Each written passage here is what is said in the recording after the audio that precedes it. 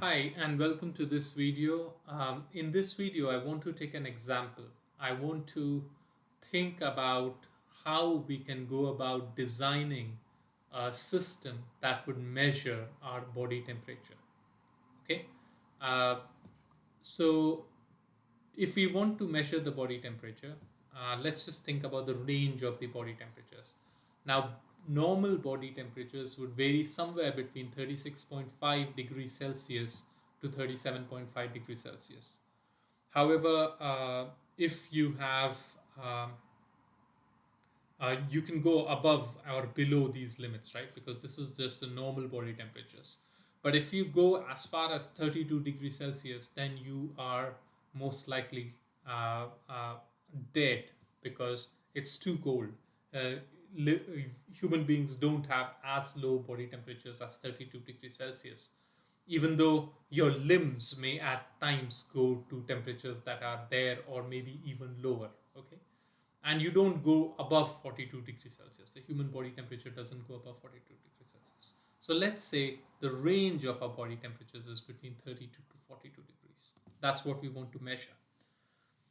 Uh, I thought I'm just going to use a sensor called the TMP35.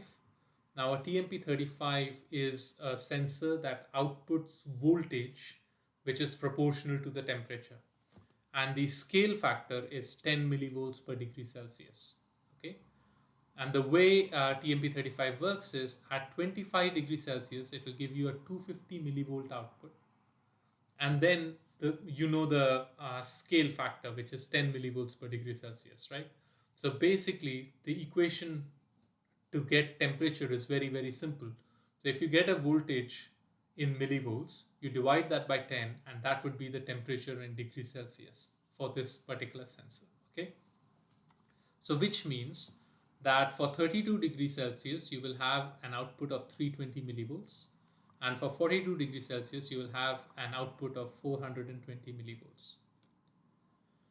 Now, if we are designing a medical instrumentation system, if what we want our system to do is measure the body temperature, and thus our sensor is TMP35, and we want to use an ADC to convert this voltage. Now, the output of our sensor is only going to take voltages between what range? 320 millivolts and 420 millivolts, right? And what we want our signal conditioning circuit to do is to convert this 320 to 420 millivolts into the full range of our ADC. Okay, so uh, so if we assume that we are going to use a 8-bit ADC with a range of 0 to 5 volts, you can see that each level, okay, we are going to have 256 levels because this is an 8-bit ADC, and these 5 volts are converted into 256 levels. So each level is going to be approximately 19 millivolts or 19.5 millivolts wide.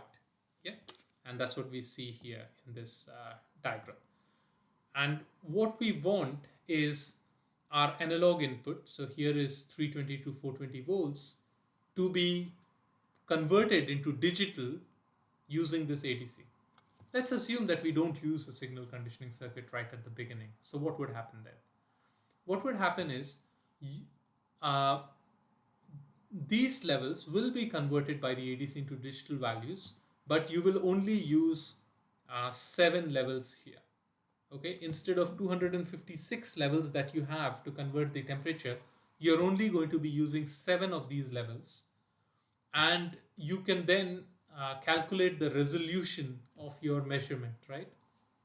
So the resolution is going to be approximately 1.9 degrees Celsius.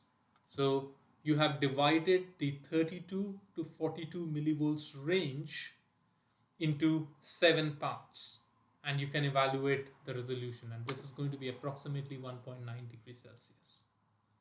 Now, how do we improve the resolution of measurement? How do we make a signal conditioning system that is better than this? Because 1.9 degrees Celsius is quite a lot, right? If you're measuring body temperatures, 1.9 can be the difference between normal body temperature and a reasonably high body temperature where you are really sick. So you want a better resolution. So how do we do that?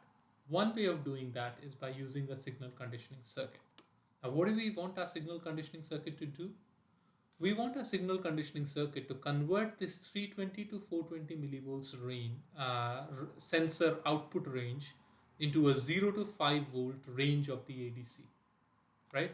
So the signal conditioning takes this signal and converts it into a 0 to 5 volt signal. If we can do that, then the ADC will be able to use all the available levels to convert the temperature. So it will be able to use 256 levels to code for the temperature between 32 to 42 degrees Celsius. So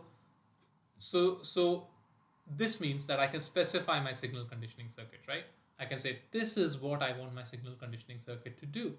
If this is my input voltage and my input voltage range is 320 to 420 millivolts, I want my output voltage to be between 0 to 5 volts.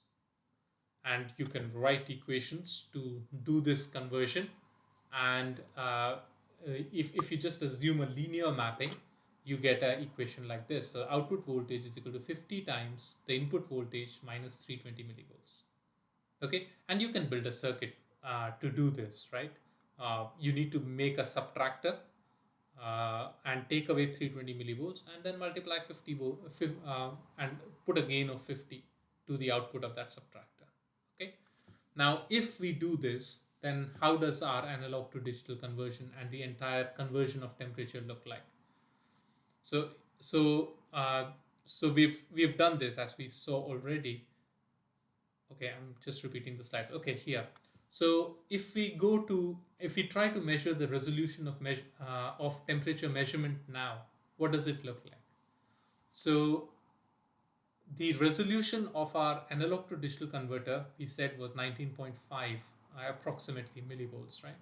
So the resolution of the sensor output here that we are measuring is what? It's 50 times lower than that because we have amplified it 50 times. So you are measuring 0.39 millivolts approximately. And that corresponds to how many degrees Celsius? It corresponds to 0.03 degrees Celsius approximately, or 0.04 degrees Celsius, right? Another way to calculate that would be to say I'm converting 320 millivolts to 420 millivolts, which is approximately what? 100 millivolts range.